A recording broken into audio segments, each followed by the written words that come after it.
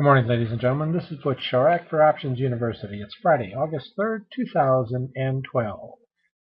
Access to this webinar or video is for educational and informational purposes only. Nothing contained in this video, website, or promotional material constitutes a promotion, recommendation, solicitation, or order of any particular investment, security, or transaction.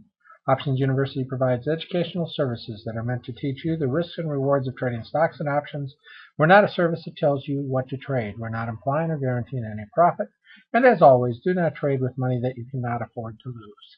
And so we're on our way into August, and as we go into Friday morning, what kind of things can we look for out of the market? As we look at our history, we find that the first 9 days of August are generally weak days in the market.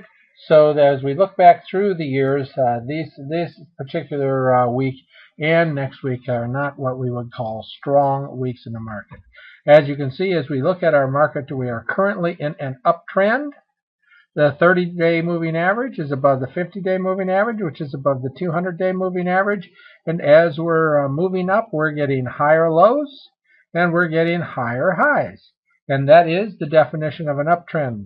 However, we are barely outside of our summer trading range, and we'll see whether or not we're going to hold outside it as the market is trying to battle its way back up to 1417, having some issues doing it with the fact that we're dealing with Europe on a day-by-day basis. One day good news, one day bad news, and difficult to keep up with the roller coaster ride being caused by Europe, China, and the Asian countries.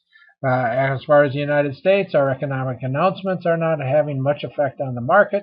And while the unemployment numbers for last week were better, they came out better than expected in this morning's employment report, we still see that we had a big down day in the market. And so we see that we are in an uptrend, and we'll maintain that uptrend as long as we maintain our position above basically around 1335. We see that we are currently in a down cycle in this uptrend. Hit the 30-day moving average today and bounced, ended up with a long candlestick. Now, if we're going to get a reversal out of this, what we need to see is a higher high tomorrow, or Friday rather, than what we saw on Thursday. This is our 1, 2, 3, 4th, third down day. And so we'll see whether that bounce off the 30-day moving average was meaningful, or if we're going to go down and retest this 1335 as we did during our last cycle right there. So with that thought, let's go ahead and take a closer view of this same trading pattern. And we are going to look, and we see here we are. Here's our week so far. The first 4 days, we threw a doji, got confirmation of a down cycle, and continued in that down cycle, with the biggest day being today in the downward direction. Notice, though, that we basically closed at about the top 50 percentile of that today's candlestick, above that diagonal trading line right there. Almost came down, hit the 30-day moving average, and now what we'll see tomorrow, are we going to get a higher high, or are we going to get a lower low tomorrow as we look at the summer weekend coming up?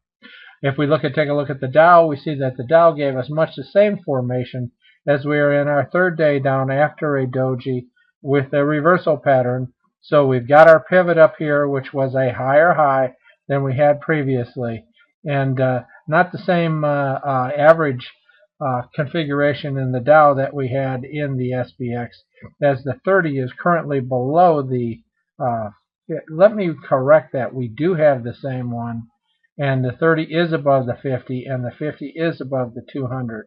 And so we'll see whether we can maintain that position above 13,000 in the Dow as we move in the rest of the month. Remember, the first 9 days of August, generally weak days in the market. Taking a look at the NASDAQ, we see a little more weakness in the NASDAQ as we close below that 30-day moving average. And so a little more weakness in the NASDAQ in our tech index than we saw in the Dow Jones. Next, we'll take a look at the Russell, which you see doesn't have any correlation with the other two, as we're well below the 200-day moving average, looking at a double bottom and potentially looking at lower lows. If the other indices do keep heading down, the Russell will probably break that level right there. And you can watch the Russell as kind of a leading indicator of when the markets are going to reverse, and so far we haven't seen that. We do have a reversal pattern there. Again, confirmed only when we get a higher high. Taking a look at the VIX, we see that the VIX is trading within our normal range between 20 and 15. Not showing a great deal of volatility, not showing a great amount of fear in the market. Interesting day today is the market moved, had a 20-point range today on Thursday, and we see that we still ended up with the VIX pulling back. Not much fear in the market with the amount of volatility that actually was sitting there. As we look at our bonds, looking at the TLT, which is an ETF for our bonds, and we see that we're within that normal trading range where the bonds have been since early in the year, only peaked above right here for a very short period of time during that last pullback. So the bonds trading within its normal trading range, and we'll see whether they pop out of this range, as we could look for lower lows tomorrow. So TLT showing us within the range, at the top of that range, bonds outperforming the stock market basically. Looking at the financials, the XLF, which is our ETF for all of the financials, we see that we have a 50-day moving average sitting, actually we got the 30-day moving average sitting above the 50, which is currently above the 200. So we've got a normal bullish move there with the XLF. So trading within its trading range for the summer, which is a lot of what we talked about earlier in the summer, as we expected us to continue within that trading range. Looking at oil, we see that the oil has dipped back down into that really tight trading range that it's had between 34 and 31. We'll see if it does manage to break out of that range as time goes on. Next, we're going to take a look at gold and see what our ETF for gold, the GLD, is doing. Again, trading within that trading range. Sideways, sideways, sideways. We hear that a lot with these different sectors that we're currently looking at. As we go into Friday, what can we expect? Well, it's hard to say whether we're going to take that bounce off the 30-day moving average or we're going to continue down a little lower. My guess is we're going lower and retest that 1335. But understand, look at that first hour and find out whether we're trading against the opening high or the opening low out of that first hour to give you some kind of an idea on what the direction of the market will be on Friday. So with that thought, let's look at the amount of volume today, as we ended up with the spider, which gives us a more accurate indication candlestick-wise as to what happened today.